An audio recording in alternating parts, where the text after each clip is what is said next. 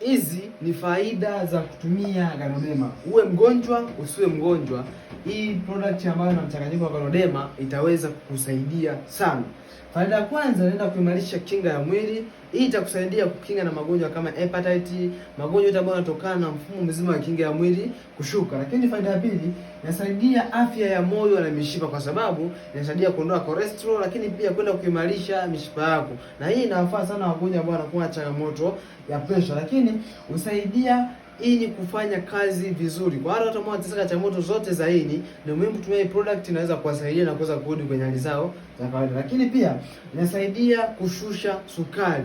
Wale wagonjwa wa changamoto ya kisukari, hii product inasaidia kuimarisha kongosho na kuweza kuzalisha insulin ya kutosha, ambayo inasaidia kudhibiti viwango vya sukari katika damu.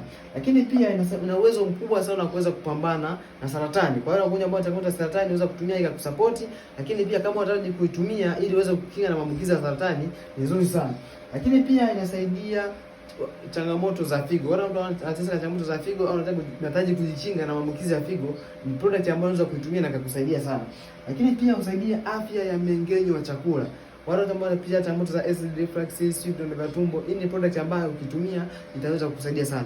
Hii inapatikana ofisini kwangu, gharama nafuu sana. Nitafute leo ili niweze kusaidia.